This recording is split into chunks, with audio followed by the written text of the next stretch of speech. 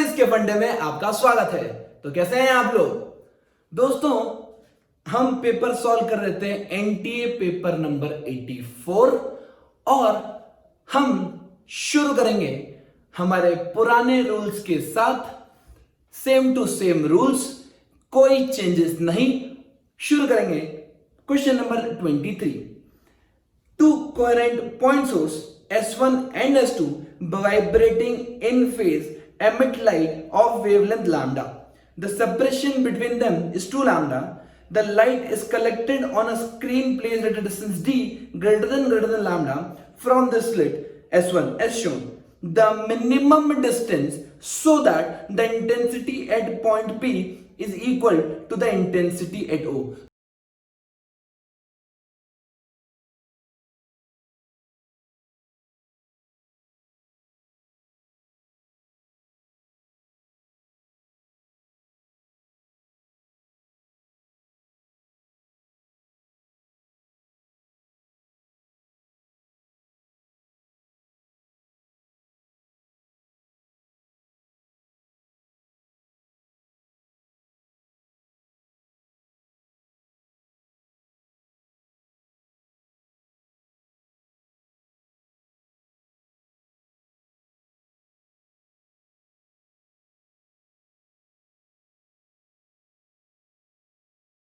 दोस्तों ध्यान से देखो, वो बोल रहे हैं जितनी इस पॉइंट पे इंटेंसिटी है उसी इतनी उस पॉइंट पे इंटेंसिटी होना चाहिए और हमें चाहिए डिस्टेंस मिनिमम।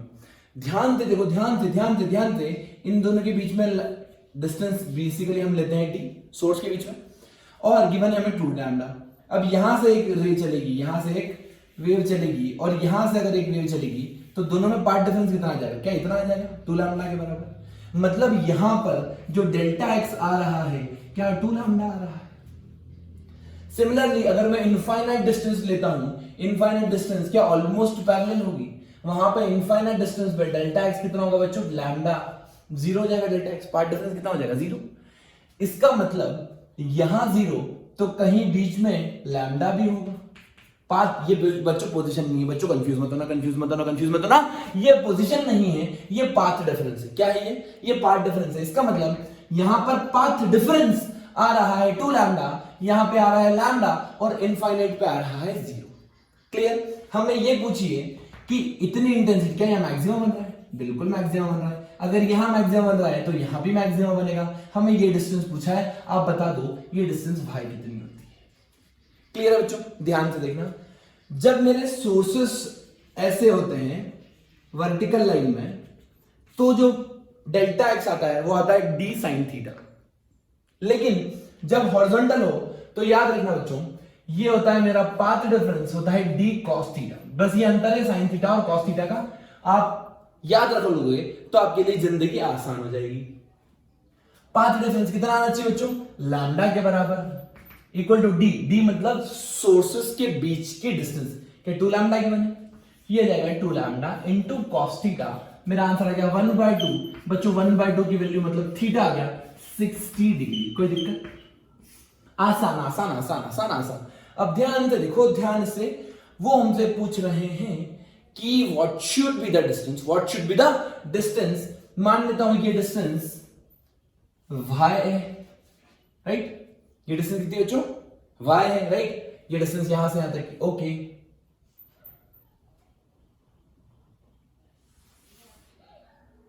ये डिस्टेंस कितनी है? ये distance capital D.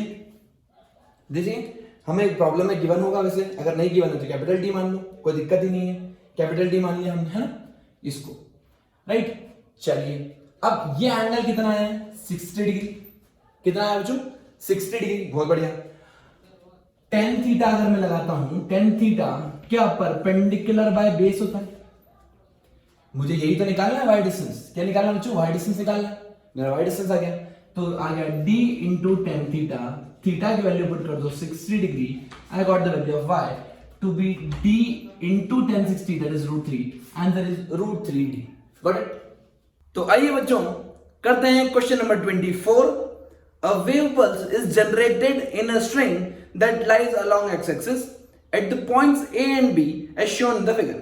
If RA and RB are the ratio of wave speed to the particle speed, then आपको निकालना है इन दोनों में कौन बड़ा है कौन छोटा।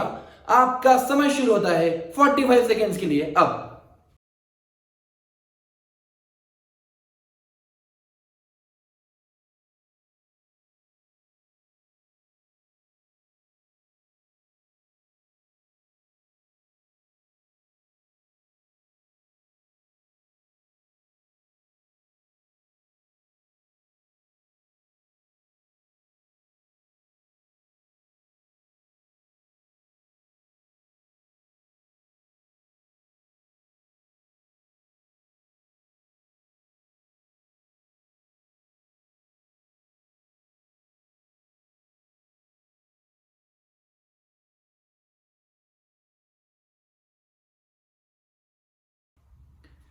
अब सॉल्यूशन देखते हैं दोस्तों। एक फॉर्मूला ध्यान रखना हमेशा, velocity of the particle is equal to minus times velocity of the wave into slope. दोस्तों ये फॉर्मूला हमने कहां से डेराइव किया, y equals to a sin omega t minus kx, या कोई भी वेव की इक्वेशन लो, उसे एक बार x के रेस्पेक्ट से पार्शियली डिफरेंशिएट कर दो, एक बार t के रेस्पेक्ट से पार्शियली डिफरेंशिएट कर दो और दोनों को डिवाइड कर दो, तो आपको ये रिजल्ट आ जाएगा। क्लियर बात। अब देखिए हमें चाहिए velocity of wave divided by velocity of particle. क्या वो -1 अपॉन स्लोप होगा?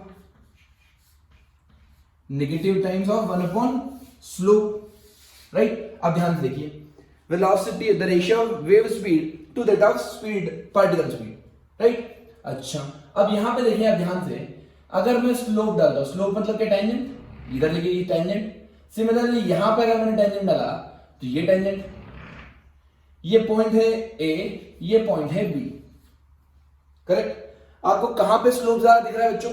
आपको कॉमन सेंस से दिख रहा होगा कि बी पॉइंट पे स्लोप ज्यादा है, slope of B is more than the slope of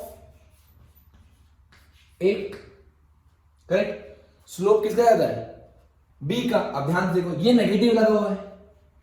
अगर मुझे पता पड़ गया कि नेगेटिव में अगर मल्टीप्लाई करूंगा मैं, ध्यान से देखना, तो आपको पता पड़ जाएगा जब 1 अपन इनवर्स करूंगा तो ए क्वांटिटी बढ़ जाएगी, लेकिन फिर नेगेटिव करूंगा तो वापस बी क्वांटिटी बढ़ जाएगी। ये चीज समझ में आ रहा है? देखो एक इफेक्ट को आ रहा है इनवर्स के कारण। हमें पता है कि slope of B is more than slope of A, but 1 upon slope किसका? ए का बड़ा हो जाएगा। 1 अपॉन स्लोप ए का बड़ा हो जाएगा, लेकिन फिर मैंने माइनस का मल्टीप्लाई कर दिया। जैसे ही माइनस का मल्टीप्लाई कर दिया फिर रिजल्ट चेंज, मतलब slope of B is greater than slope of A. मेरा आंसर आ जाएगा कि जो रेशियो होगा बी का वो बड़ा हो जाएगा रेशियो ए से। Velocity of wave at particle का point B is more than the ratio of the velocities at point A. क्या ये चीज क्लियर? बहुत बढ़िया। Question number 25, a force F acting on the body depends on its displacement s, as F is proportional to s to the power -1/3. The power delivered by F will depend on displacement s. आपको निकालना है दोस्तों power. आपको मिलता है 45 second का समय, शुरू हो जाइए।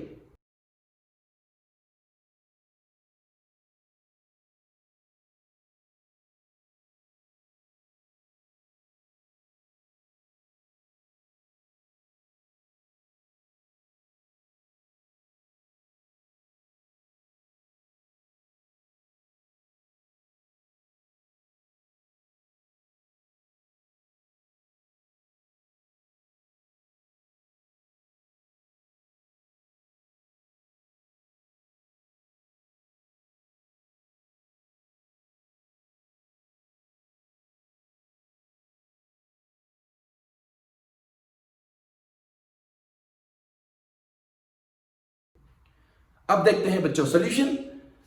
फोर्स क्या गिवन है? फोर्स हमें गिवन है directly proportional to s to the power -1/3। Clear बच्चों? Clear clear clear. अब देखो हमें पता है क्या, फोर्स को मास इनटू एक्सेलरेशन लिखूं? बिल्कुल बिल्कुल बिल्कुल। देखो मेरे को पावर निकालना है, पावर मतलब मेरे को फोर्स इनटू वेलोसिटी निकालना, सिंपल। अब ध्यान से देखो, यहां पर इसको मैं एक्सेलरेशन को v into D V by D S लिखूंगा, is proportional to S to the power minus 1/3, right. अब इसको उधर ले जाओ, ये कितना हो जाएगा v into D V is proportional to S to the power minus 1/3 into D S. दोनों तरफ एक काम करता हूं, क्या करता हूं, इंटीग्रेट करता हूं, ये हो जाएगा v square by 2 is proportional to S to the power minus 1/3 plus 1 upon minus 1/3 plus 1। याद है, याद है, याद है, इंटीग्रेशन ऐसे ही होता है, बिल्कुल। तो ये हो जाएगा v square by 2 proportional to S to the power, ये हो जाएगा प्लस 3 माइनस 1 के 2/3, S to the power 2/3 power है ना, S to the power 2/3।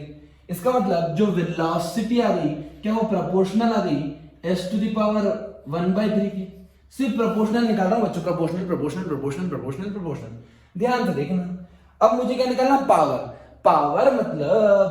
Power मतलब क्या बच्चों, फोर्स इंटू वेलोसिटी। हाँ हाँ हाँ हाँ हाँ, फोर्स इंटू वेलोसिटी, ये मुझे देगा पावर। अब ध्यान देखो, फोर्स क्या मतलब, मास इंटू एक्सेलरेशन।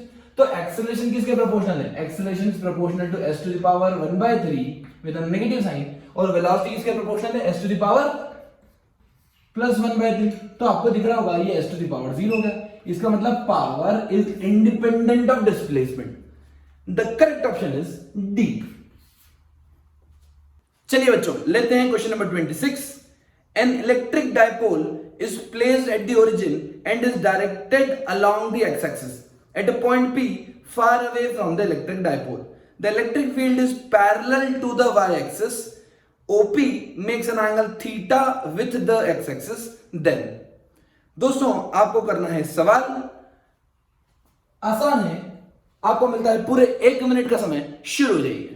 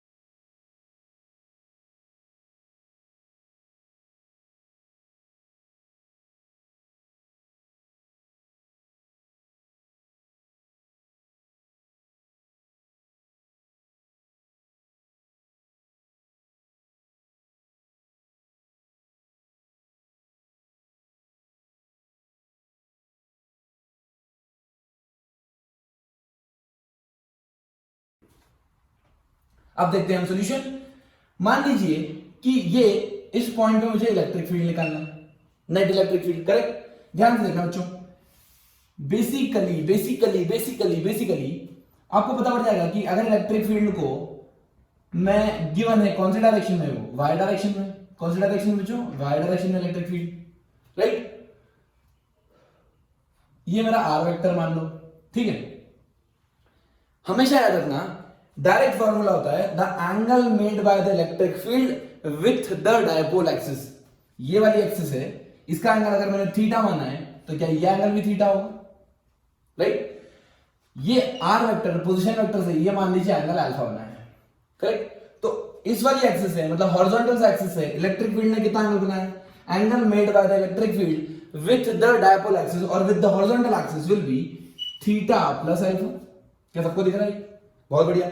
अब अल्फा का डायरेक्ट फॉर्मूला होता है बच्चों, अल्फा का फॉर्मूला होता है tan inverse 1/2 into tan theta, 1/2 into tan theta. बच्चों आपको ये वैल्यू याद रखनी पड़ेगी, ये फॉर्मूला है, स्टैंडर्ड फॉर्मूला है, डायरेक्ट रिजल्ट आता है, एकदम डायरेक्ट, ठीक। चलिए, अब उन्होंने बोला है कि ये जो एंगल बना रहा है, क्या ये 90 डिग्री बना रहा है, मतलब ये क्या वाई एक्सिस में। अगर वाई एक्सिस में है तो क्या मैं डायरेक्ट इसको पुट कर सकता हूं बच्चों, सीधा पुट कर दो, डायरेक्ट आप उसको पुट कर दो। क्या पुट करोगे, π/2। क्यों, क्योंकि एंगल कितना बना रहा है, ये 90 डिग्री बना रहा है। तो आपको दिख जाएगा ये एंगल बन गया मेरा π/2। कितना बन गया एंगल, 90 डिग्री। कहां से, डायपोल एक्सिस से और हॉरिजॉन्टल एक्सिस से, एक ही बात है। बहुत बढ़िया। अब ध्यान से देखो, यहां पे आपको समझ में आ जाएगा कि ये हो जाएगा π/2 को इधर ले जाओ, π/2 माइनस थीटा, इसको इधर ले जाओ, थीटा को इधर ले जाओ, पाई बाय 2 माइनस थीटा। अब दोनों तरफ 10 ले लो, 10 10 10 दोनों तरफ ले लिया हमने 10 10 10। यहाँ कितना बचा, 10 थीटा डिवाइडेड बाय 2 बचा। समझ रहे? इसको दो तरफ 10 ले लिया तो इधर 10 इनवर्स हट गया, इधर 10 आ गया। 10 90 माइनस theta, cot theta, cot cot cot cot theta. यहाँ पे देखो ये आ गया कॉट थीटा और यहाँ है 10 थीटा, तो ये जाएगा cot theta equal to 10 theta by 2। अगर मैं इसको नीचे ले जाऊं डिनोमिनेटर में, क्या 1 अपॉन कॉट थीटा 10 थीटा बन जाता है, मतलब कॉट थीटा को 1 अपॉन 10 थीटा लिख सकता हूं। तो यहां लिख देता हूं 1 अपॉन 10 थीटा, उधर चलेगा तो 10 स्क्वायर थीटा बन जाएगा, मतलब 10 स्क्वायर थीटा हो गया 2, मतलब 10 थीटा की वैल्यू आ गई √2। डायरेक्ट आंसर, खूबत सवाल। क्वेश्चन नंबर 26 का ऑप्शन आ गया बी। चलिए करते हैं अगला सवाल।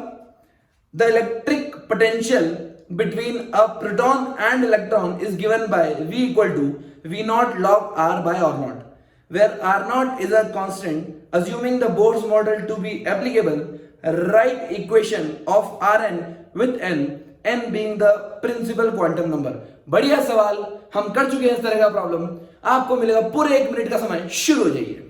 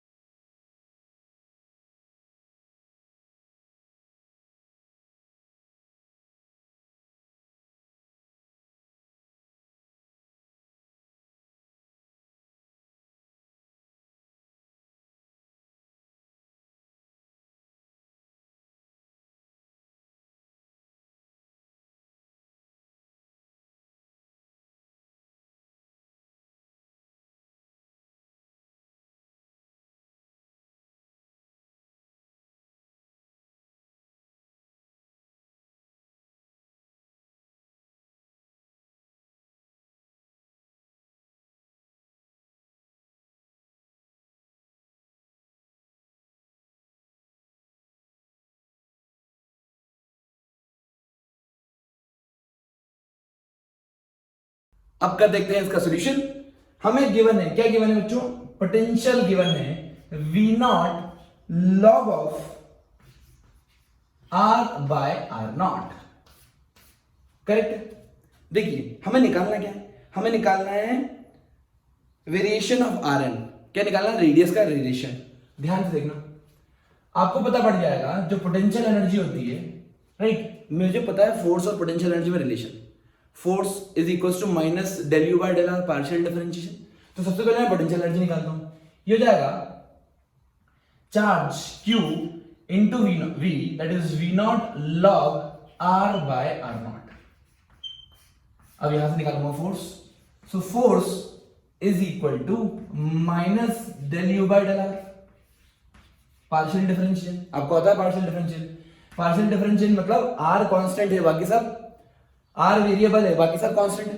तो यहाँ पे R वेरिएबल कर दो, हो जाएगा Q V नॉट बाहर आ गया, लॉग का डिफरेंशियल क्या होता है 1 अपॉन x, मतलब हो जाएगा 1 upon R by R naught. लेकिन हमसे हो गई गलती, तो हमको पड़ेगा बोलना पड़ेगा सॉरी, चेन रूल लगाओ, into d by D R of R by R naught. ये सबको पता है, क्लियर। चलिए चेन रूल लगानी पड़ती। अब ध्यान से देखो, माइनस साइन चल रहा है, ये हो जाएगा माइनस क्यू वी नॉट, यहां पे डी आर बाय, ये R 1 by R naught constant है, बाहर निकाल लो, 1 बाय आर नॉट कॉन्स्टेंट है, बाहर निकाल लो, ये 1 बाय आर नॉट से 1 बाय आर नॉट कैंसिल हो जाएगा, क्लियर। अब देखो यहां पे बचेगा मेरे पास Q V naught by R, this will give you force. क्या यही फोर्स पार्टिकल को सर्कल मोशन में घुमाता है? बिल्कुल घुमाता है। तो क्या मैं इसको mv स्क्वायर बाय आर के बराबर रख दूं, mv स्क्वायर बाय आर के बराबर रख दूं, आर ने आर को मार दिया, क्या बचा। अब ध्यान से देखो, यहां पे सिर्फ मैग्नीट्यूड ले लो मैं फोर्स का क्या ले रहा हूं बच्चों, मैग्नीट्यूड ले रहा हूं, करेक्ट, क्योंकि डायरेक्शन वगैरह से हमको कोई मतलब नहीं है। तो ध्यान से देखो, ये हो जाएगा मेरा क्या, Q V naught by M, V आ गया, Q V naught by M V आ गया। उन्होंने क्या पूछा हमको, रेडियस में रिलेशन पूछा है। अब ध्यान से देखो, हमें पता है जो टोटल डिस्टेंस होता है 2 पाई आर, क्या टोटल टाइम पीरियड टी में कन्वर्ट करता है, राइट। सो मैं लिख सकता हूं उसको, ध्यान से देखना, बोहर्स लॉ लगाऊं बोहर्स लॉ लगाओ, बोहर्स लॉ। तो mvr angular momentum equals to nh upon 2 pi. बहुत बढ़िया, mvr equal to nh upon 2 pi, nh by 2 pi equals to mvr। ध्यान से देखो बच्चों, v, क्या v कांस्टेंट है? हाँ बिल्कुल v कांस्टेंट है। इसका मतलब n h upon 2 pi equals to m into v की वैल्यू पुट कर दो, under root this by this, ये जाएगा q v naught by m into r। तो आपको दिख रहा होगा ये सारी चीज कांस्टेंट है। क्या m directly proportional to r आ रहा है? जितनी भी सब कांस्टेंट क्वांटिटीज है उनको हटा दो, तो मुझे n जो प्रिंसिपल क्वांटम नंबर है क्या वो रेडियस के प्रोपोर्शनल है। My correct option is option A. चलिए देखते हैं क्वेश्चन नंबर 28।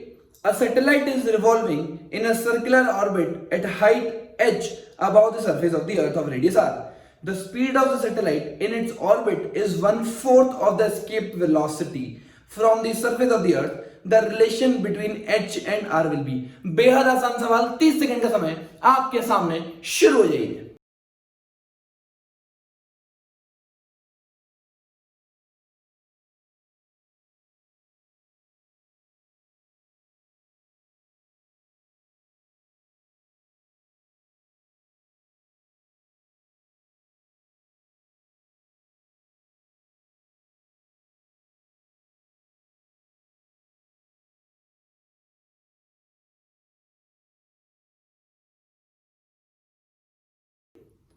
अब देखते हैं इसका सॉल्यूशन। हमें गिवन है जो एस्केप स्पीड है बच्चों, कितनी गिवन है? एस्केप स्पीड उस पार्टिकल की क्या 1/4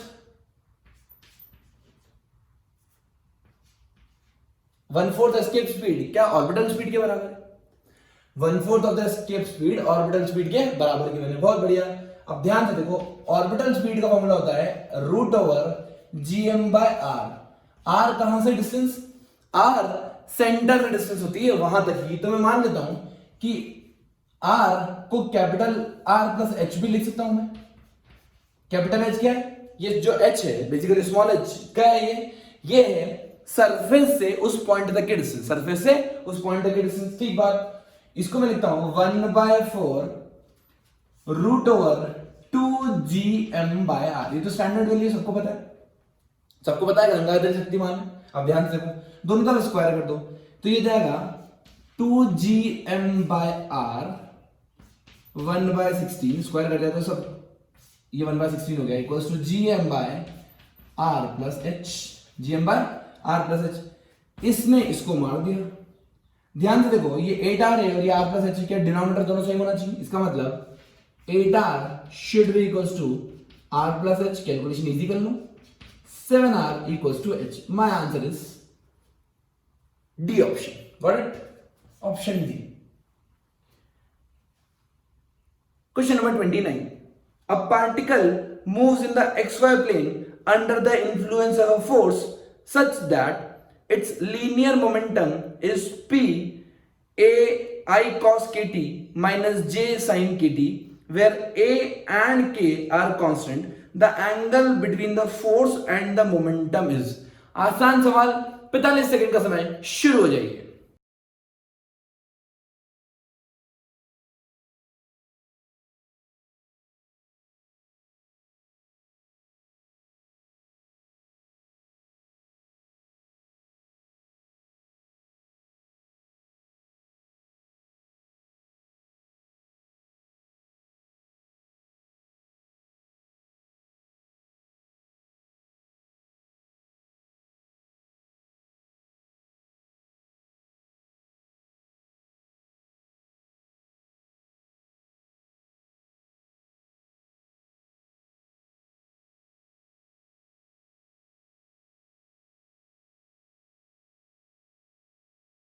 अब देखते हैं इसका सॉल्यूशन।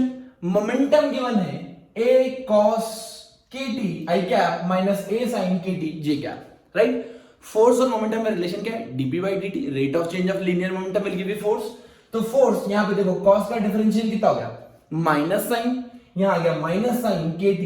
kt की जगह हमने चेन रूल लगा के डिफरेंशिएट किया तो एक k वापस बाहर आ गया। ठीक बच्चों, सिमिलरली साइन का डिफरेंशिएशन होगा cos और kt के लिए चेन रूल लगाएंगे तो k बाहर आ जाएगा। अब एक काम करो, आप ध्यान से देखोगे, ध्यान से देखोगे, ध्यान से देखोगे, इन दोनों को मल्टीप्लाई करोगे, एफ डॉट पी लोगे, एफ डॉट पी,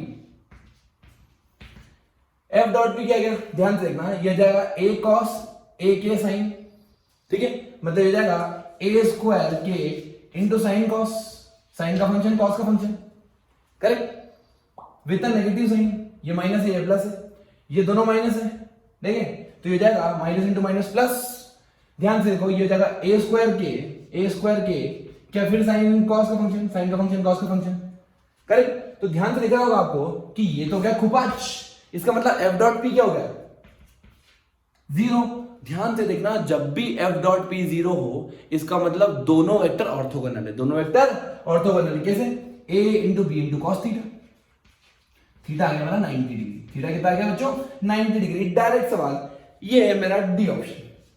चलिए देखते हैं अगला, when an ideal gas with pressure P and volume V is compressed isothermally to 1/4 of its volume, the pressure is P1. When the same gas is compressed polytropically according to equation PV to the power 1.5 equal to constant to 1/4 of its initial volume, the pressure is P2. The ratio of P1 by P2 is, आसान सवाल, बिल्कुल tough नहीं, 45 second का समय शुरू हो जाइए।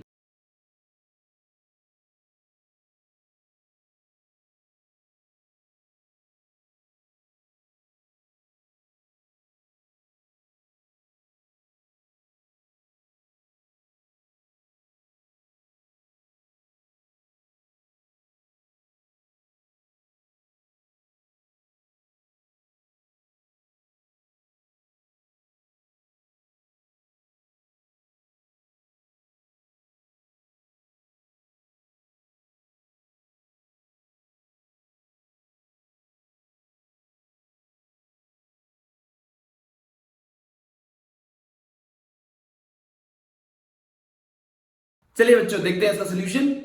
हमें गिवन है कि जो वॉल्यूम को कंप्रेस किया है, पहले आइसोथर्मल किया है, फिर पॉलीट्रॉपिक किया है, कितना किया है वॉल्यूम 1/4। इसका मतलब मान लीजिए ये P है, ये V है, जो प्रेशर है वो निकालना है, P1 गिवन है, वॉल्यूम कितना कर दिया V/4। इसका मतलब क्या 4 टाइम्स P आ गया मेरा P1, right. Similarly second case में मान लीजिए ये P है, ये V है, पावर 1.5 मतलब 3/2, ये है P2 गिवन है P2, वॉल्यूम कितना कर दिया यहाँ पे V/4 to the power 3/2, correct है बच्चों। 1/4 को क्या मैं 2 स्क्वायर लिख दूं, अब दिख रहा होगा आपको, ये स्क्वायर से स्क्वायर कैंसिल होगा, तब ये हो जाएगा V टू द पावर 3/2 से 3/2 कैंसिल हो जाएगा, ये हो जाएगा P2/2 to the power 3, 2 to the power 3 मतलब क्या 8, बोलो बच्चों 8, बहुत बढ़िया। अब वो पूछ रहे P1/P2 की वैल्यू बताओ, P1/P2 की वैल्यू बताओ, तो आपको दिखा रहेगा P1 कितना है 4P, P2 कितना है 8P, क्या मेरा आंसर 1/2 होगा, 1/2 मतलब मेरा ए ऑप्शन करेक्ट है। चलिए देखते हैं अगला problem. A horizontal overhead power line is at a height of 4 metre from the ground and carries a current of 100 ampere from east to west. The magnetic field directly below it on the ground will be। शुरू हो जाइए बच्चों, आपको मिलेगा 45 seconds का समय, आपका समय शुरू होता है अब।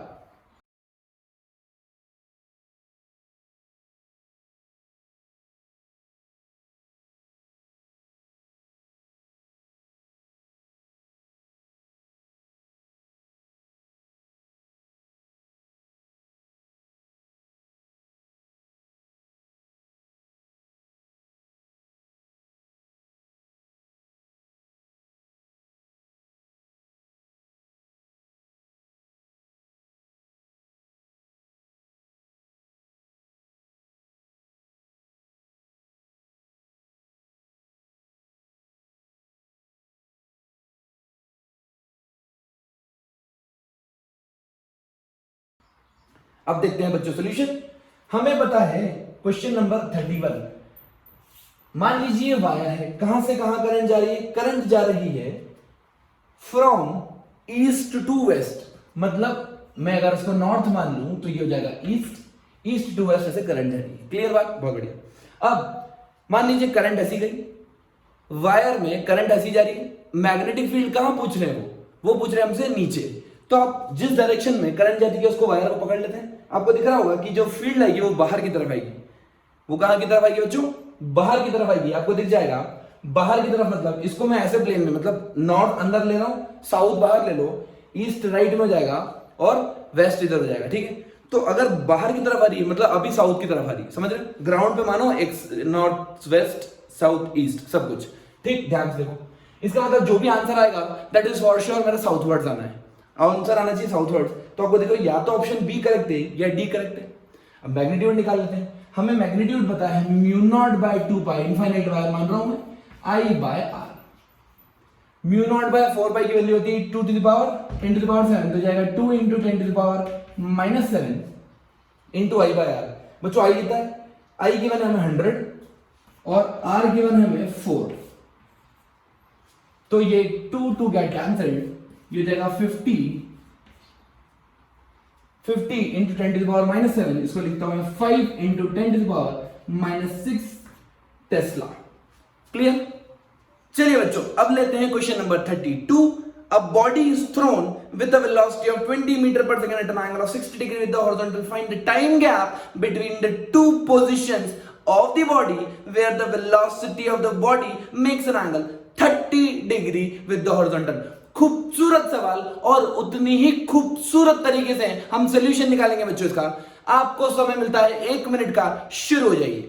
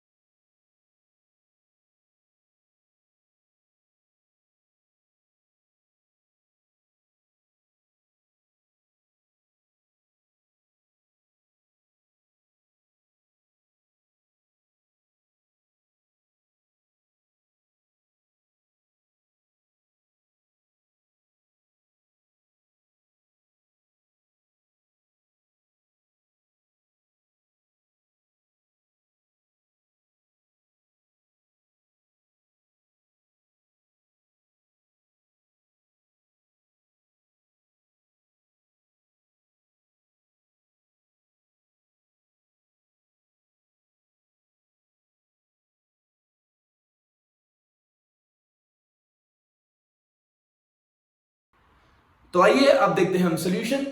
ध्यान से देखना बच्चों, आसान है, बिल्कुल टफ नहीं। हमने प्रोजेक्ट किया है पार्टिकल को 60 डिग्री पे, किसी पॉइंट पे, क्या वो 30 डिग्री बनाने लगेगा? हाँ बिल्कुल बिल्कुल बिल्कुल बिल्कुल बिल्कुल। जब सिमिलरली जब वो यहां से नीचे जाएगा तो क्या इस पॉइंट पे भी वो 30 डिग्री बनाएगा? बिल्कुल बनाएगा, 100% बनाएगा। क्यों नहीं बनाएगा? ये बनाएगा 30 डिग्री। आपको दिख रहा होगा कि ये बन गया 30 डिग्री। ध्यान से देखो, ध्यान से देखो, ध्यान से देखो। पर यहां पे वेलोसिटी तब तक घट चुकी होगी, तब तक स्पीड जो है उसकी पार्टिकल की घट चुकी होगी। ठीक बात, ओके। आपको अगर मैं बोलूं, ध्यान से देखना बच्चों, अगर मैं आपको बोलूं कि पार्टिकल यहां से यहां तक प्रोजेक्टाइल कर रहा है, सिर्फ टाइम निकालो, टाइम निकालो, तो आप तो इजीली निकाल दोगे टाइम। डायरेक्ट आपको रटा हुआ टाइम का फॉर्मूला, टाइम का फॉर्मूला लगता है 2u sin थीटा बाई जी। लेकिन यहाँ पे u नहीं है, यहाँ पे कितना है? v है। साइन थीटा यहाँ पे 60 नहीं, यहाँ पे कितना 30 है, तो ये जाएगा 2u sin 2v sin 30 by जी।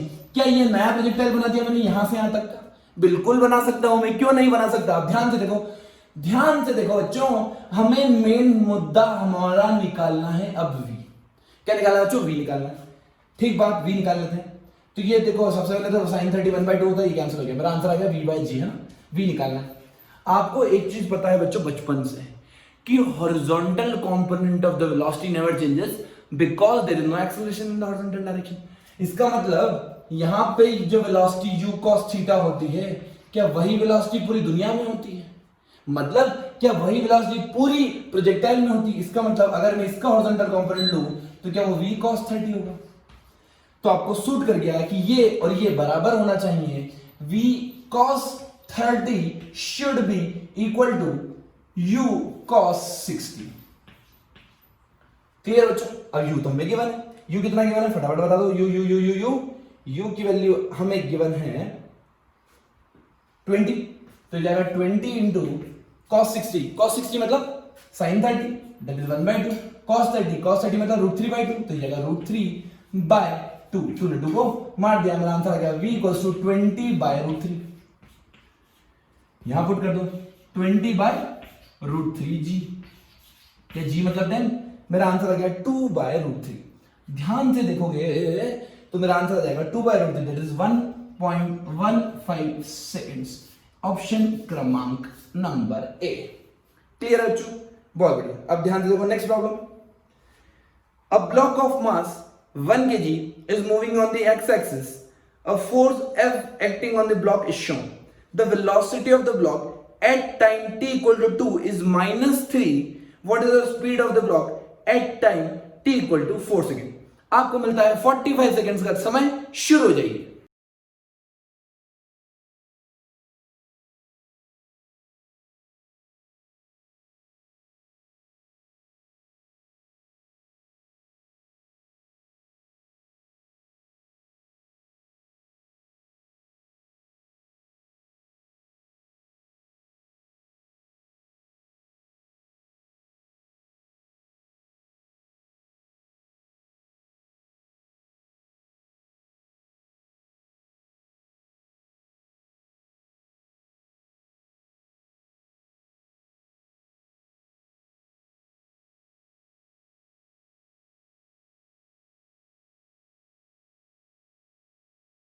आइए बच्चों देखते हैं इसका सॉल्यूशन। हमें उन्होंने बोला है मोमेंटम में चेंज निकालो, कब? जब इस पॉइंट पे वेलोसिटी कितनी है इसकी? -3 है ना। हमें पता है this is force time graph. The area under force time graph will give you impulse. इसका मतलब क्या ये इंपल्स देगा? हमें सिर्फ दूर से 4 तक का मतलब है, बाकी आगे पीछे से कोई मतलब नहीं है। मतलब ये एरिया और ये हमारे कोई काम का नहीं है। तो आपको दिखेगा कि ये एरिया पॉजिटिव है और ये एरिया नेगेटिव है। क्या टोटल एरिया, नेट एरिया अगर मैं निकालूंगा तो 0 आएगा। अगर एरिया 0 है इसका मतलब बच्चों इंपल्स क्या J 0 हो गया। Impulse is nothing, it is change in momentum. Change in momentum 0 हो गया। चेंज इन मोमेंटम 0 हो गया, इसका मतलब इनिशियल वेलोसिटी और फाइनल वेलोसिटी सेम होना चाहिए। मेरी -u should be 0, initial velocity should be equal to final velocity. तो जो फाइनल वेलोसिटी हो जाएगी वो जाएगी u के बराबर, that is equal to -3 metre per second. But ध्यान से देखो बच्चों, ऑप्शन है ही नहीं, क्योंकि ऑप्शन में उन्होंने वेलोसिटी नहीं स्पीड पूछी है। Speed is never negative, so speed comes out to be 3 metre per second. Clear है बच्चों? चलिए अब देखते हैं अगला problem number 34। The half life of the radioactive nucleus is 50 days. The time interval T2 minus T1 between the time T2 when 2/3 of it has decayed and the time T1 when 1/3 of it has decayed is. आपको निकालना है दोनों में difference. शुरू हो जाइए, आपको मिलेगा पूरे 1 मिनट का समय। फास्ट।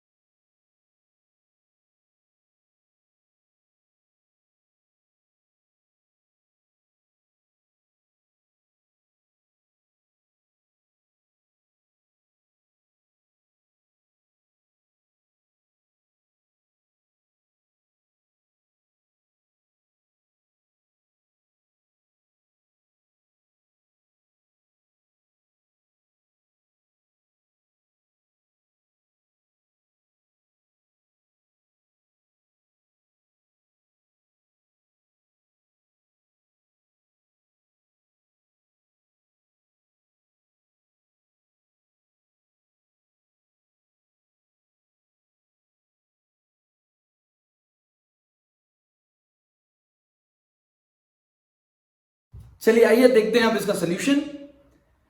हमें गिवन है हाफ लाइफ कितनी है? 50 डेज। हाफ लाइफ गिवन है बच्चों टी हाफ 50 डेज के बराबर। बहुत बढ़िया। अब देखो हमें पता है जो फॉर्मूला होता है क्या होता है, वो n is equal to n naught e to the power minus lambda T. लेकिन ध्यान रखना ये जो n है ये अनडिकेड न्यूक्लियस होते हैं। n इज अनडिकेड न्यूक्लियस, ठीक है। अब देखो उन्होंने बोला है T2 टाइम में 2/3 डिके हो गए। कितने डिके हो गए? 2/3। अगर 2/3 डिके हो गए इसका मतलब क्या 1/3 बाकी है? बिल्कुल सही बात। तो ये जाएगा n/3 बाकी। यहां पे क्या होता है? अनडिकेड रखते हैं बच्चों, ध्यान से देखना। ये जाएगा n naught by 3 equals to n naught e to the power minus lambda t2। Similarly T1 पे उन्होंने बोला 1/3 डीके हो गए, इसका मतलब अनडीके कितने 1 माइनस 1/3 दैट इज 2/3, तो जाएगा n0 into 2/3 equals to n0 e to the power minus lambda into T1। बच्चों दोनों का रेशियो ले लो, दोनों का रेशियो ले लो, ध्यान से देखो, जैसे मैं रेशियो लूंगा तो यह आ जाएगा 1/2, दिस अपॉन दिस कर रहा हूं मैं, ठीक है, n/3 से n/3 कैंसिल, 1/2 ये हो जाएगा e to the power minus lambda T2 divided by e to the power minus lambda T1, right. क्या मैं इसको ऐसे भी लिख सकता हूं, e to the power minus lambda T2 minus T1, T2 minus T1, clear. चलिए अब ध्यान से देखो, दोनों तरफ एक काम करता हूं मैं, दो ही तरफ लॉग ले लेता हूं, क्या ले लेता हूं, लॉग ले लो, तो ये जाएगा log of 1/2 is equal to, log ले लो तो कैंसिल हो जाएगा, ये जाएगा minus lambda T2 minus T1। अब ये 1/2 है, इसको लेते हो 2 to the power minus 1, 2 to the power minus 1 लिखूंगा, ध्यान से देखना, इसको लिखूंगा t to the power minus 1, क्या है माइनस 1 इधर आगे आ जाएगा, तो ये माइनस 1 से ये माइनस 1 कैंसिल हो जाएगा, मतलब मेरा आंसर आएगा, ध्यान से देखना, log base e2 divided by lambda क्या T2 minus T1, right. Lambda क्या होता है बच्चों, लैम्डा होता है log 2 divided by t half, याद है फॉर्मूला स्टैंडर्ड, इसको मैं लिख देता हूं log 2 divided by t half, तो क्या ये t हाफ के बराबर आ गया, इसका मतलब T2 minus t half, T2 minus T1 direct आ गया मेरा t हाफ के बराबर, और t हाफ की वैल्यू 50 डेज है, इसका मतलब आंसर भी मेरा 50 डेज होगा। चलिए अब देखते हैं next problem, question number 35। 2 point masses 3 kg and 1 kg are attached to the opposite ends of a horizontal spring whose spring constant is 300 Newton per meter as shown. The natural vibration frequency of the system is of the order of, वो आपको पूछ रहे हैं natural frequency निकालना है, ठीक है। आपको मिलेगा 45 सेकंड का समय, शुरू हो जाएगी।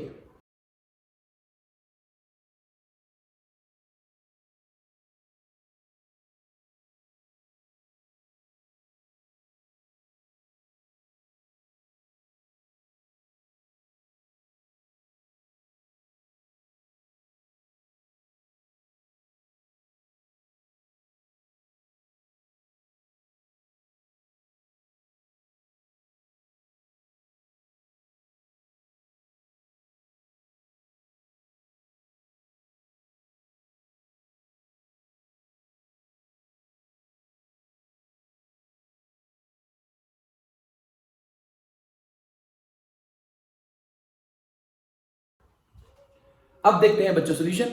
हमेशा याद रखना ये स्पेशल केस होता है जब m1 m2 किसी स्प्रिंग से कनेक्टेड हो तो हम रिड्यूस्ड मास का कॉन्सेप्ट लगाते हैं। T इक्वल्स टू 2.m/p होता है, यहां पर m की जगह लिखते हैं बच्चों mu is called as reduced mass, ठीक है। म्यू की वैल्यू क्या होगी, m1 m2 divided by m1 plus m2, right. आसान सवाल है, बिल्कुल टफ नहीं है, आप वैल्यूज पुट कर दीजिए, आपका डायरेक्ट आंसर आ जाएगा। The correct option is B option, right. चलिए अब देखते हैं next question number 36। The wavelength of de Broglie wave is 2 micrometre, then its momentum will be. शुरू हो जाइए बच्चों, आपको मिलेगा 45 सेकेंड का टाइम, तेजी में शुरू हो जाइए।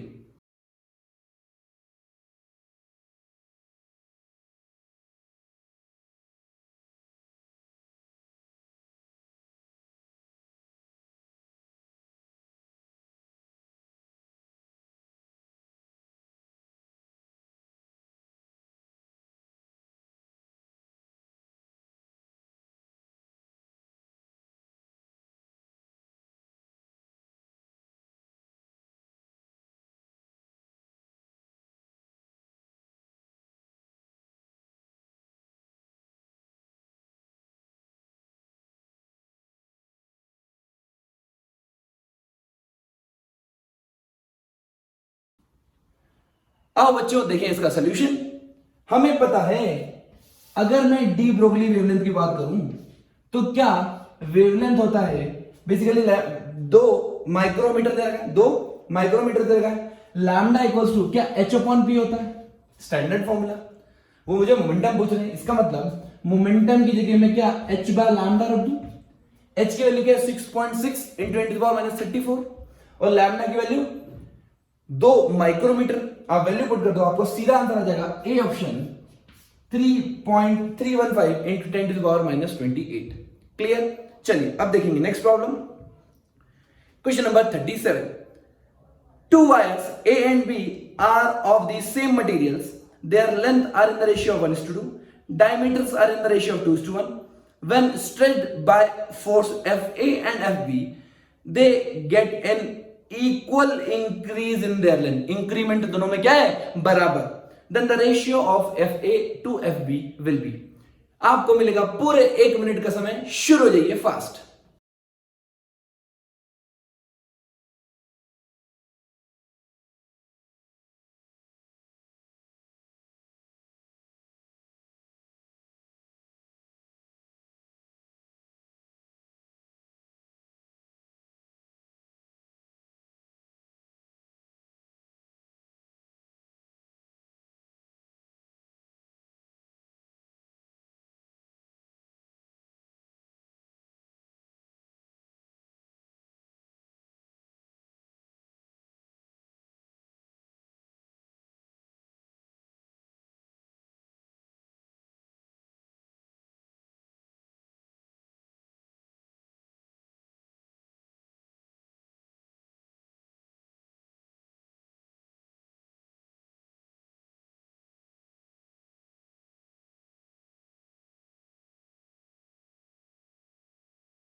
चलिए बच्चों देखते हैं सॉल्यूशन ऑफ क्वेश्चन नंबर 37। हमें गिवन है मटेरियल सेम है, मतलब यंग्स मॉड्यूलस सेम है, इलॉन्गेशन भी सेम है, राइट, डेल्टा एल सेम है। दोस्तों डेल्टा एल का फॉर्मूला डायरेक्ट याद रखना आप लोग, Apple Apple Apple Apple Apple Apple, APLE। याद रखने का तरीका, एप्पल नीचे से शुरू हो जाओ। ए क्या है एरिया, P क्या है force load, L is the length and E is the Young's modulus. ठीक बात। चलो हमें दे दिया कि force A into LA divided by area A into Young's modulus of A is equal to, क्यों, क्योंकि लेंथ सेम। अगर LHS सेम है तो दोनों के लिए RHS भी सेम होना चाहिए। तो ये हमने लिख दिया यहाँ पर A, यहाँ पर लिख दिया हमने B, दोनों को इक्वेट कर दिया। अब देखो यंग्स मॉड्यूलस दोनों का सेम, मटेरियल सेम। ठीक बात। अब FA बाय FB का रिलेशन चाहिए, तो क्या मैं डायरेक्ट लिख दूं FA बाय FB। ध्यान से देखना बच्चों, FA बाय FB, यहां क्या LB और ये क्या है AB, मतलब LB divided by LA into, ध्यान से देखो, क्या मैं इसको डायरेक्ट लिख दूं ऐसे, एरिया ऑफ A और रेडियस का स्क्वायर या डायमीटर का स्क्वायर। बोलो बोलो बोलो बोलो बोलो, ये आ जाएगा मेरा D। ध्यान से देखो बच्चों, डायमीटर का स्क्वायर 2:1, मतलब ये 2:1 का होल स्क्वायर, और ये है 1/2 का इनवर्स। 1/2 का इनवर्स मतलब क्या, मैं ऐसे लिख दूं direct 2 into 2 to the power 2, that is 2 to the power 3, 8। 8 गुना आंसर आ गया, मेरा ऑप्शन हो गया डी ऑप्शन। क्या ये चीज क्लियर है आपको? बहुत बढ़िया, आगे बढ़ते हैं। 38th problem, a man near point is 0.5 meter and far point is 3 meter. Power of spectacle lenses required for reading person, seeing distant object respectively. आपको मिलता है 45 सेकंड का समय, शुरू हो जाइए तेजी से।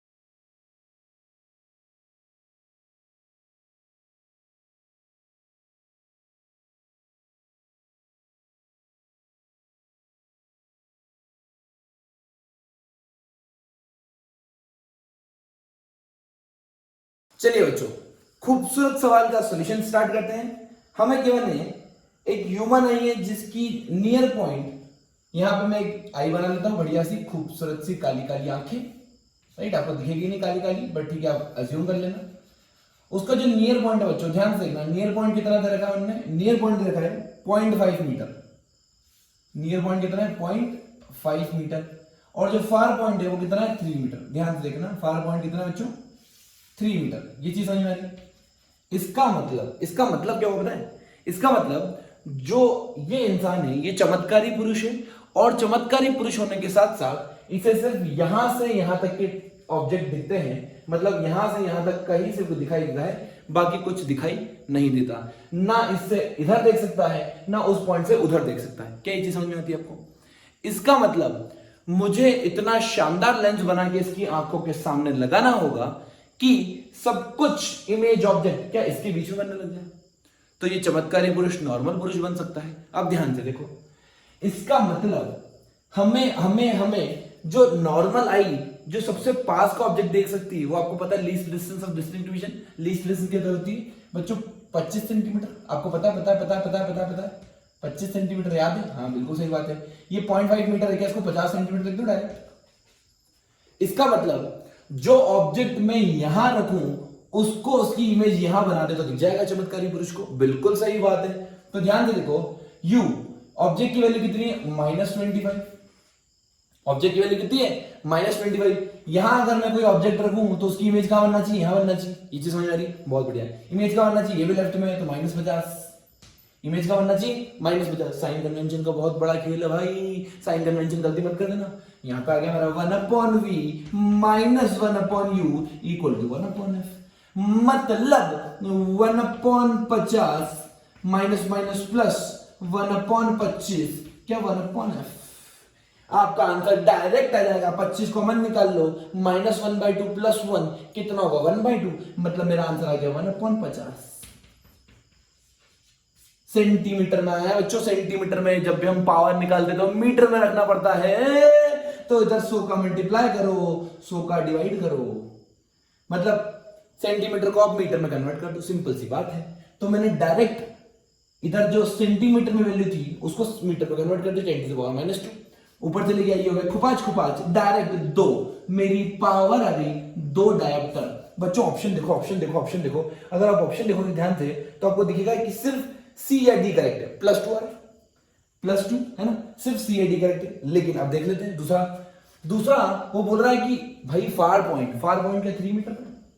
इसका मतलब दूर से दूर कहां तक देख सकता है, नदियां किनारे पार, सात समुद्र पार, चांद सितारे, कहां तक, इनफाइनाइट तक। तो बच्चों उसको जो ऑब्जेक्ट होगा वो इनफाइनाइट पे होगा, इनफाइनाइट पे होगा, और हमें कहां दिखाना है उसको। अगर वो इनफाइनाइट की वैल्यू अगर इसकी इमेज यहां बन गई तो मेरा चमत्कारी पुरुष खुश हो जाएगा। इसका मतलब v की वैल्यू रखेंगे माइनस माइनस माइनस माइनस क्या -3 मीटर, -3 मीटर। इधर मीटर में रख लो, डायरेक्ट आंसर आ जाएगा ना, क्यों करना मेहनत। 1/v -1/∞ क्या 1/f। हमें तो पता है -1/3 इक्वल्स टू 1/f। 1/f को डायरेक्ट पावर p लिख दूं तो जब माइनस पावर नेगेटिव में आ गई, पावर नेगेटिव में आ गई, इसका मतलब -0.33 डायोप्टर, -0.33 डायोप्टर। ये होगा इसका करेक्ट आंसर। क्या चीज समझ में आती है आपको? बहुत बढ़िया, खूबसूरत सवाल। चलिए अब देखते हैं नेक्स्ट क्वेश्चन नंबर 39। बहुत बढ़िया सवाल, ट्रैप सवाल, लेकिन है तीतर सवाल। दोस्तों पता है ना तीतर, सीधे ऑप्शन देखो आंसर लगाओ। यहां पर गिवन है in both figure all the factors are same except that in figure AB is rough and BC is smooth, while in figure 2 BC is smooth and AB is smooth and BC is rough. The kinetic energy of the ball on reaching the bottom will be। ध्यान से देखना बच्चों, ध्यान से, आपको मिलता है पूरा 30 सेकंड का समय, शुरू हो जाइए।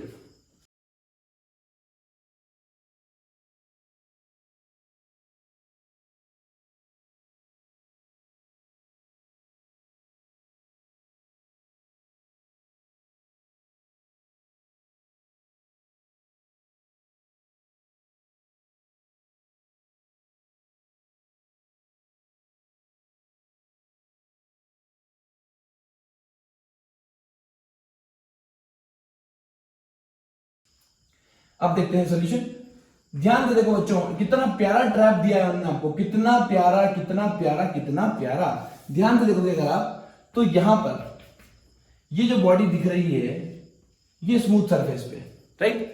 स्मूथ सरफेस पे होने के कारण ये बॉडी बच्चों रोल नहीं करेगी बच्चों, ट्रैप ट्रैप ट्रैप, ये बच्चों स्लाइड हो जाएगी ऐसे। ये एक्चुअली में ये बॉल आपको लग रहा है कि घूम के आएगी, नहीं घूम के नहीं आएगी, घूम के नहीं आएगी, ये स्मूथ सरफेस है, स्मूथ सरफेस है, सीधा स्लाइड कर जाएगी। एक बार स्लाइड कर गई, स्लाइड करने के बाद क्या आ जाएगा, फ्रिक्शन पे, तो फ्रिक्शन उसके ऊपर फोर्स लगाना स्टार्ट कर देगा।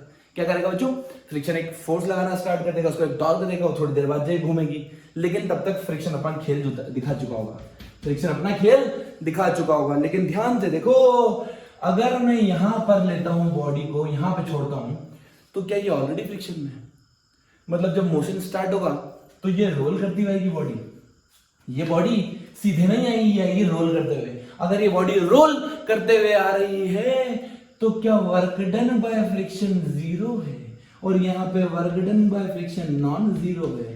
ट्रैप हो गए ना बच्चों, ट्रैप हो गए ना बच्चों, ट्रैप हो गए ना। अच्छा कॉन्सेप्ट, बढ़िया कॉन्सेप्ट, सुंदर सवाल, आपका आंसर आ जाएगा डायरेक्ट। यहां पे आपको दिख गया कि एनर्जी का लॉस हो रहा है, यहां पे एनर्जी का लॉस कुछ नहीं हो रहा है। इसका मतलब ये वाले केस में, स्मूथ वाले केस में एनर्जी का लॉस होगा। So the velocity, kinetic energy of the ball on reaching the bottom will be more in this case than comparison to the case 2। क्या बच्चों समझ में आया? चलिए देखते हैं अगला सवाल। A transistor oscillator is a amplifier with positive feedback, amplifier with reduced gain, the one in which DC supply energy is converted into AC output energy। तीसरा सवाल, 30 सेकेंड का समय शुरू हो जाइए।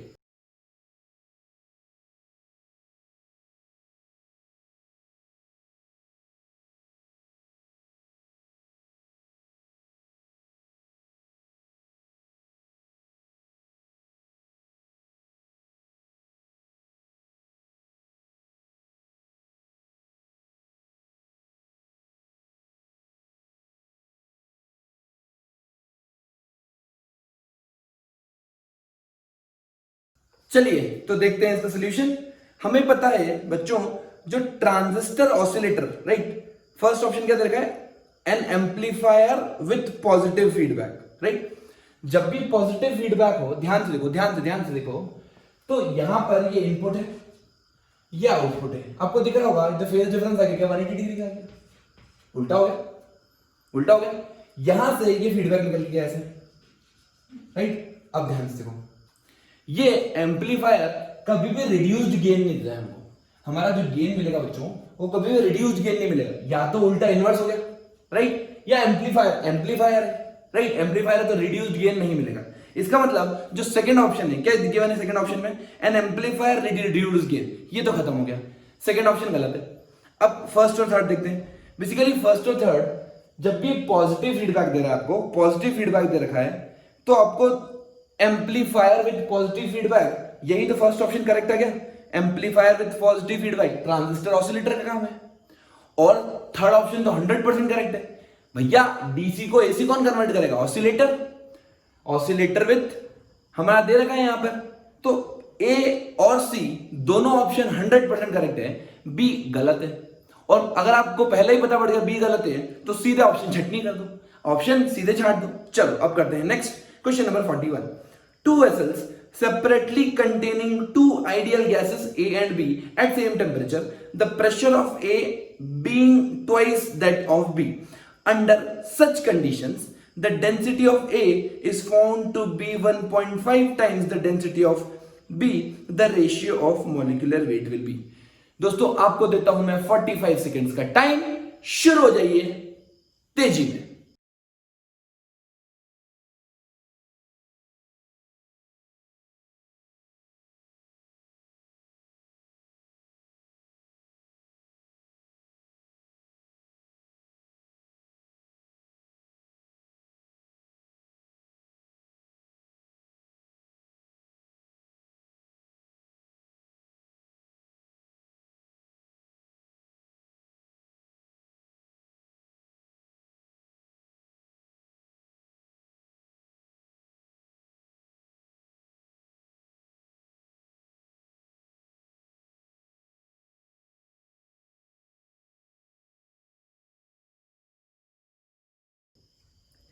अब देखते हैं बच्चों इसका सोल्यूशन।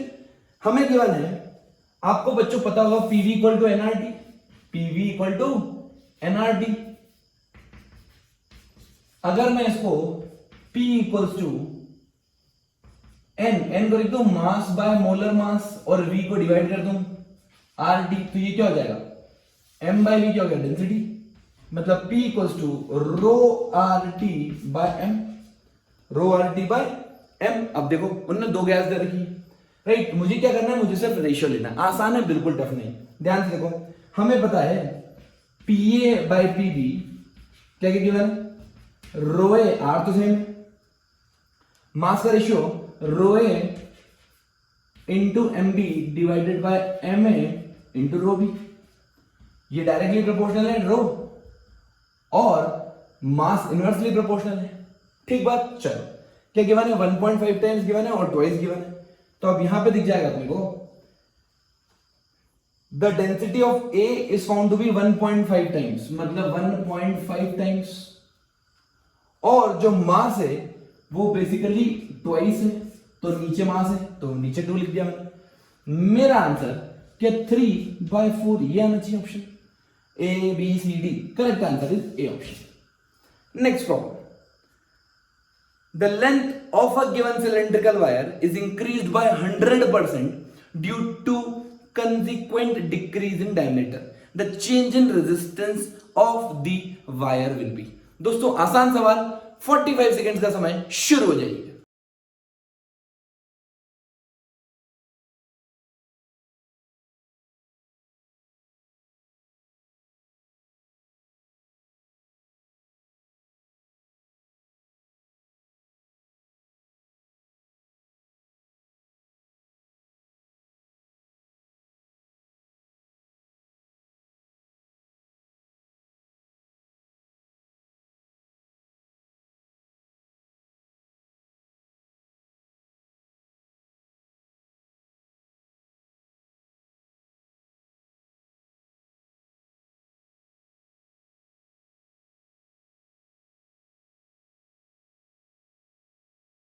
चलिए देखते हैं क्वेश्चन नंबर 42 का सॉल्यूशन।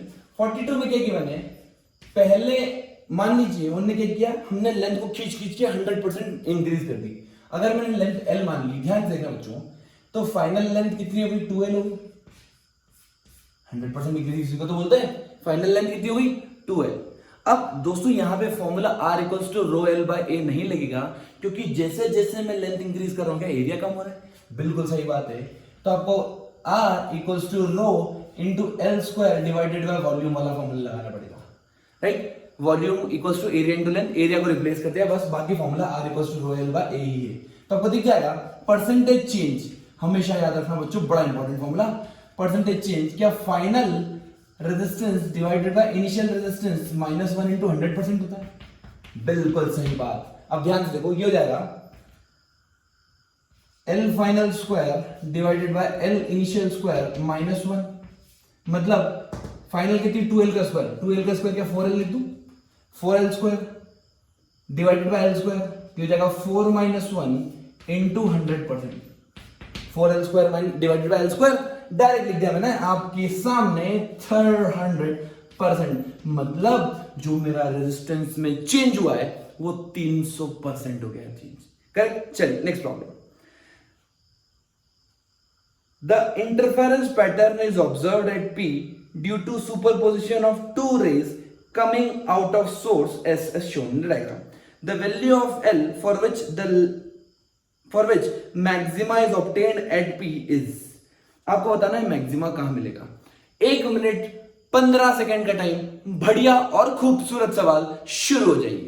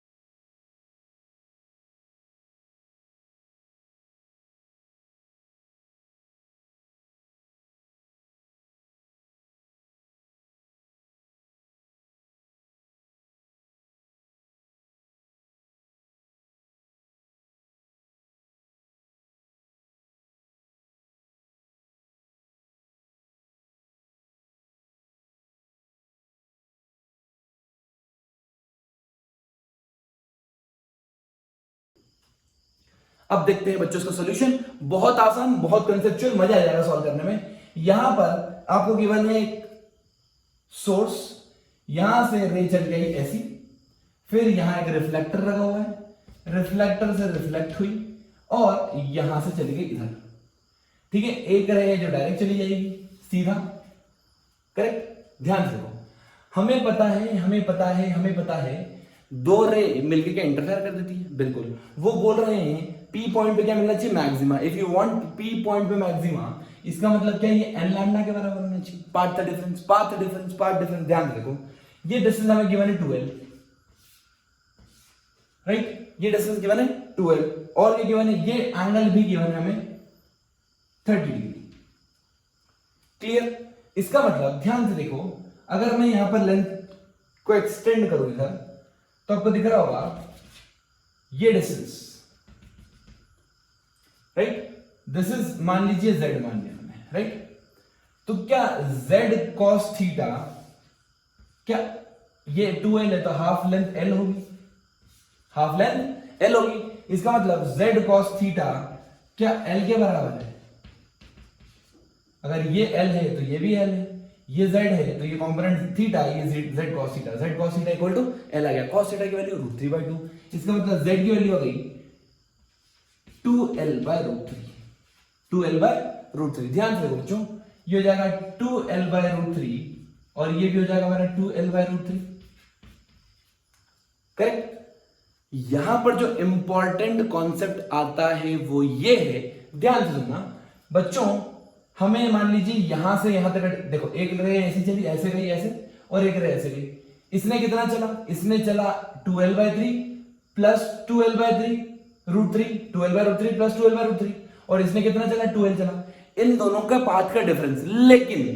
लेकिन ट्रैप मत हो जाना बच्चों, यहां पर ये एक रिफ्लेक्टर से रिफ्लेक्ट हो गया। ये जब भी एक रिफ्लेक्टर से रिफ्लेक्ट होती है, π/2 का फेज डिफरेंस या λ/2 का फेज डिफरेंस या पाई का फेज डिफरेंस आ जाता है। याद रखना बच्चों, क्या याद रखोगे, λ/2 का पाथ डिफरेंस या फिर पाई का फेज डिफरेंस आ जाता है। तो ध्यान से देखो, अगर मैं लेंथ का डिफरेंस निकालूं, ये वाली लेंथ माइनस ये वाली लेंथ, ये हो जाएगी 2l/√3 प्लस 2l/√3 प्लस λ/2। क्यों आया ये, रिफ्लेक्शन के कारण। क्यों आया ये, रिफ्लेक्शन के कारण। ये है इसकी इफेक्टिव लेंथ इस वेव की, माइनस क्या ये वाली लेंथ, बिल्कुल सही बात है। ये दोनों का पाथ डिफरेंस किसके बराबर होना चाहिए बच्चों, मैक्सिमा की कंडीशन की बने हमें, मैक्सिमा के लिए क्या n लैम्डा के बराबर होना चाहिए। क्या ये n लैम्डा के बराबर होना चाहिए, बिल्कुल सही बात है, ये n लैम्डा के बराबर है। बच्चों बस अब कुछ नहीं करना है आपको, आप सॉल्व कर दीजिए इसको, आपका डायरेक्ट आंसर आ जाएगा। सीधा सवाल है, करेक्ट ऑप्शन आएगा आपका बी ऑप्शन। जो ट्रैक था वो मैंने आपको बता दिया कि λ/2 आपको ऐड करना है बच्चों। क्लियर। चलिए अब देखते हैं अगला सवाल, question number 44। A tuning fork of frequency 256 Hz makes 5 beat per second with the vibrating string of piano. The beat frequency decreases to 2 beats when the tension in the piano string is slightly increased. The frequency of the piano string before increasing the tension was. आसान सवाल, बिल्कुल tough नहीं, तेजी में कर दीजिए। आपको देता हूं सिर्फ 30 सेकेंड, 30 सवाल टिक करो।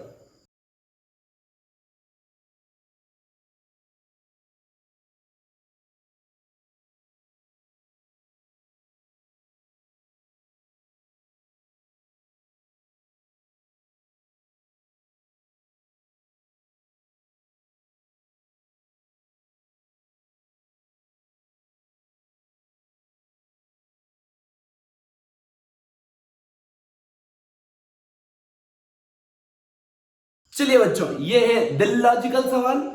हमें गिवन है फ्रीक्वेंसी कितनी है, 256। ध्यान से देखना, 256 हर्ट्ज। ये है एक नॉन ट्यूनिंग फॉर्क की। अब ये 5 बीट बना रहा है।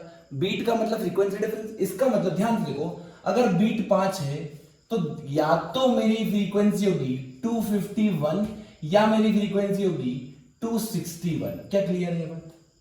ये बात क्लियर है बच्चों? ध्यान ध्यान ध्यान से सुनना, ध्यान से सुनना, ध्यान से सुनना। ये फ्रीक्वेंसी या तो ये है या ये है। क्यों?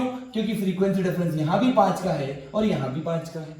अब उनने क्या किया, when the tension in the piano is increase, जब मैंने टेंशन बढ़ा दिया तो बीट बीट बीट बीट घट गई, बीट घट गई। ध्यान से देखो, मतलब फ्रीक्वेंसी बेसिकली क्या होता है, 1/2L √T/μ, ऐसे निकालते फ्रीक्वेंसी। इसका मतलब आपको दिख रहा होगा फ्रीक्वेंसी डायरेक्टली प्रोपोर्शनल है टेंशन के। जैसे ही मैंने टेंशन बढ़ाया फ्रीक्वेंसी बढ़ गई, फ्रीक्वेंसी बढ़ गई, इसका मतलब ध्यान से देखो, ये फ्रीक्वेंसी बढ़ गई, अगर ये बढ़ेगी तो ये जाएगी, मान लो अज्यूम कर लो, मान लो ये 252 हुई, अज्यूम। अगर ये बढ़ गई तो ये मान लो 262 हुई, अज्यूम, है ना, अज्यूम कर लो बच्चों, अज्यूम करने को बोल रहा हूं मैं। अब आपको दिख रहा होगा कि बीट पहले 5 थी, अब क्या होगी, अब हो गई 4। पहले बीट कितनी थी, 5 थी, अब कितनी हो गई, 6। तो ऊपर तो बीट बढ़ रही है, नीचे बीट घट रही है, इसका मतलब बीट घटी, मेरा आंसर हो गया 251। क्या बच्चों क्लियर है? ध्यान, logic logic logic logic logic, आसान सवाल, बिल्कुल टफ नहीं। चलो last problem but not the least, आपको करना है पूरी तन्मयता के साथ, शुरू हो जाइए। A body of mass 1 kg tied to a string is just able to move in a vertical circular path of radius 1 meter. The difference between the kinetic energies at its highest and the lowest position of the body will be। दोस्तों बेहद आसान सवाल पूछ लिया उन्होंने, ये क्या कर दिया, आपको देता हूं मैं 30 सेकंड से लेके, चलो 45 सेकंड लो, शुरू हो जाओ और सही आंसर निकालो, दबा के लाइक कर देना आखिरी में। चलो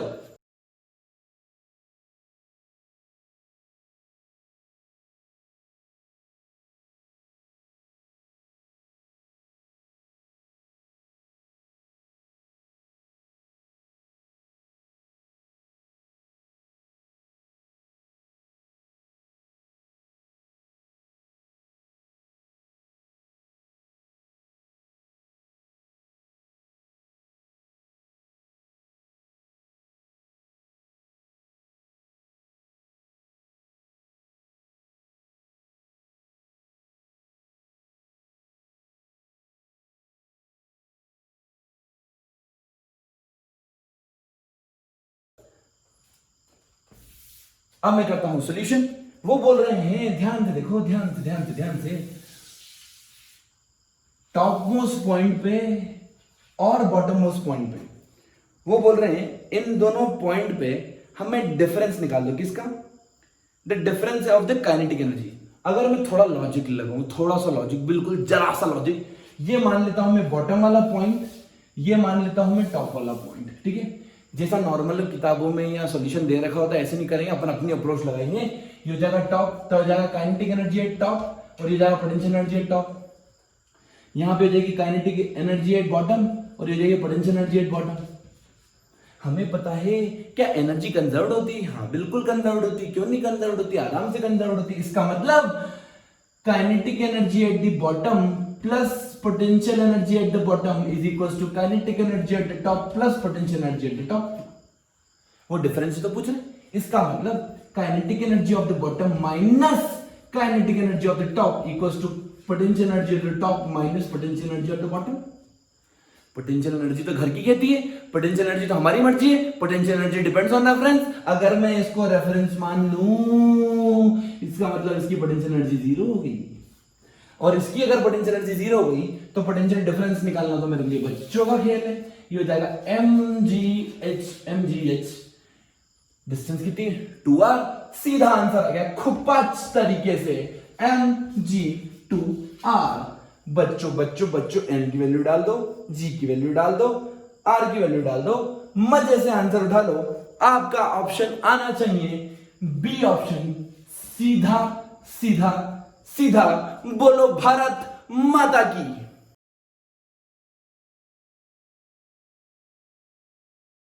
चलिए दोस्तों, अब लेते हैं बढ़िया वाला क्वेश्चन नंबर 12।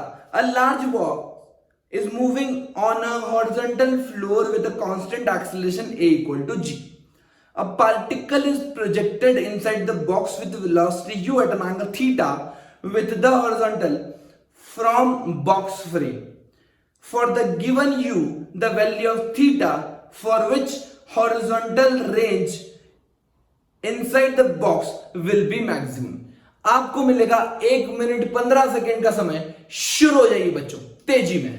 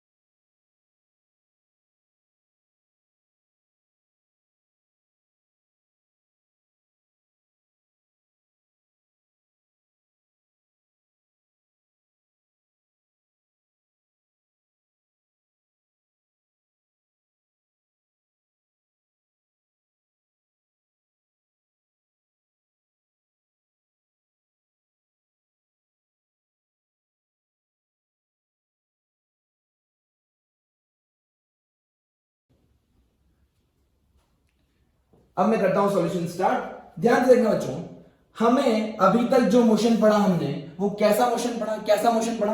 अभी तक सिर्फ एक ही डायरेक्शन में एक्सीलरेशन लगता था, वो लगता था वाई डायरेक्शन में। कौन सी डायरेक्शन में लगता था बच्चों? सिर्फ और सिर्फ वाई डायरेक्शन में लगता था। ओके, इसका मतलब ध्यान से देखना, यहां पर एक्सीलरेशन क्या दो डायरेक्शन में आ गए? बिल्कुल आ गए, क्योंकि अभी वो हॉरिजॉन्टली भी मूव करने लग गया, हॉरिजॉन्टली भी मूव करने लग गया। अगर मैं बॉडी के ऊपर सूडो फोर्स दूंगा तो अब फोर्सेस, एक तो mg नीचे लगेगा और एक mg पीछे लगेगा। दोनों डायरेक्शन में एक्सीलरेशन आ गए, x में भी आ गया और y में भी आ गया। मतलब ये नॉर्मल प्रोजेक्टाइल का सवाल नहीं है, थोड़ा सा हटके है। एक चीज बताओ बच्चों, एक्सेलरेशन क्या y डायरेक्शन में चेंज हुआ है? नहीं नहीं नहीं नहीं। इसका मतलब क्या टाइम ऑफ फ्लाइट चेंज होगी? बिल्कुल चेंज नहीं होगी। क्या मैक्सिमम हाइट चेंज होगी? क्या मैक्सिमम हाइट चेंज होगी? वो भी बिल्कुल चेंज नहीं होगी। बच्चों आपको पहले बता रखा है मैंने y कंपोनेंट का रोल। x कंपोनेंट का एक्सेलरेशन सिर्फ x वेरिएबल चेंज करता है, y कंपोनेंट का एक्सेलरेशन सिर्फ y वेरिएबल्स चेंज करता है। तो यहां पर आपको दिख रहा होगा कि जो टाइम ऑफ फ्लाइट आएगा बच्चों, time of flight 2u sin theta by g ही आएगा, उसमें कोई परेशानी वाली बात नहीं है। लेकिन जो रेंज होगी वो अब u square sine 2 theta by g नहीं होगी, वो होगी डिस्प्लेसमेंट लगाएंगे x डायरेक्शन में। क्या x डायरेक्शन में एक्सेलरेशन तो कांस्टेंट है? हाँ, अगर एक्सेलरेशन कांस्टेंट है तो कैन आई यूज 3 इक्वेशन का motion? Yes, that is u cos theta into T minus half into acceleration भी आ गया है, और माइनस मैंने क्यों लिया है? क्योंकि पीछे की तरफ है, इंटू टी स्क्वायर। बोलो हाँ बच्चों, हाँ हाँ हाँ। बेसिकली यही बड़े होके जो डिस्प्लेसमेंट है वो रेंज बनती है, रेंज बनती है बच्चों। तो ध्यान से देख लो, ये हो जाएगा u cos theta into 2u sin theta by g minus half into g into इसका स्क्वायर कर दो तो ये जाएगा 4u square sine square theta by g square. Clear? अब देखो, जो जो चीज कॉमन निकल रही है वो निकाल लो, और अगर नहीं निकालना हो तो भी कोई दिक्कत नहीं है। ध्यान सुनना एक चीज, हमें रेंज चाहिए मैक्सिमम।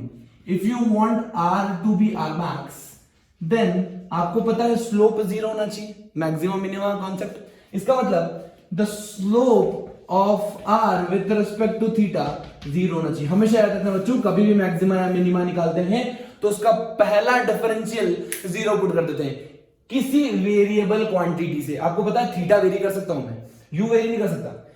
मैं एंगल चेंज कर सकता हूं, हमें पता है जब एक्सेलरेशन सिर्फ वाई डायरेक्शन में लगता है तो 45 डिग्री में फेंकते हैं तो मैक्सिमम रेंज मिलती है। लेकिन यहां पर हमें एंगल ही निकालना है कि किस एंगल पे फेंकूं तो मेरी रेंज मैक्सिमम मिल जाए। चलिए दोस्तों, मैं dr बाई डी थीटा को 0 पुट कर रहा हूं। ध्यान से देखो, उसको डिफरेंशिएट करके 0 पुट करेंगे तो 2u स्क्वायर बाहर निकल गया, ये जगह 2u स्क्वायर बाई जी बाहर आ गया, 2u स्क्वायर बाई जी बाहर आ गया। अब अपन एक काम कर सकते हैं, 2 sin थीटा cos थीटा, क्या डायरेक्ट लिख दो sin 2 थीटा? ये हो जाएगा साइन 2 थीटा। साइन 2 थीटा का डिफरेंशिएशन बोलो।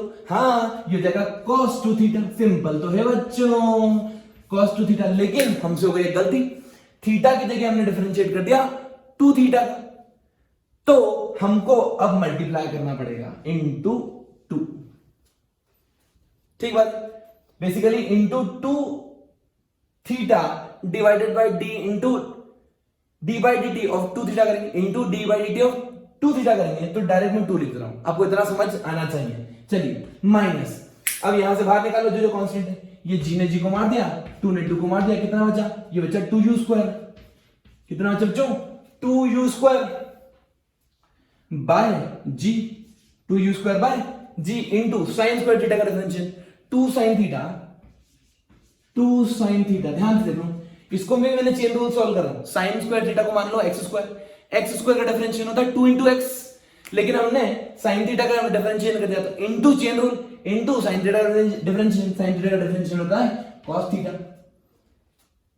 क्या बच्चों क्लियर है बात? बहुत ही बढ़िया, बहुत ही बढ़िया, बहुत ही बढ़िया। ध्यान से देखो, ध्यान से देखो, ध्यान से देखो, ये हो गया मेरा। ये सब जीरो पुट कर दो, 2u square by g, 2u square by g, और ये जीरो पुट कर दो, उसको बाहर आ गया तो ये हो जाएगा cos 2 theta minus 2 sine theta cos theta. क्या लिख दो? Direct sine 2 theta into u square by g बाहर आ गया इक्वल टू 0, तो उसको मैं 0 के इक्वेट कर दिया। ये आ गया मेरा result sine 2 theta equal to cos 2 theta. इसको जैसे 0 के इक्वेट करूंगा, ध्यान से देखना बच्चों, 0 के इक्वेट कर दिया तो क्या ये दोनों बराबर हो गए? ये दोनों बराबर हो गए, मतलब tan 2 थीटा कितना आ गया मेरा? 1 आ गया। tan 2 थीटा आ गया मेरा 1 मतलब क्या? tan 45। हाँ, 10 पाई बाय 4।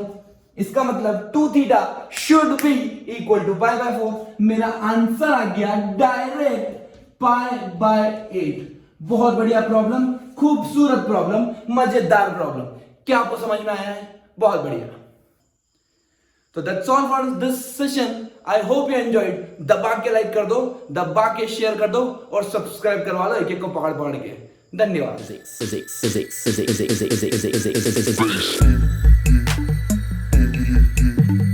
Physics के फंडे, फिजिक्स के फंडे।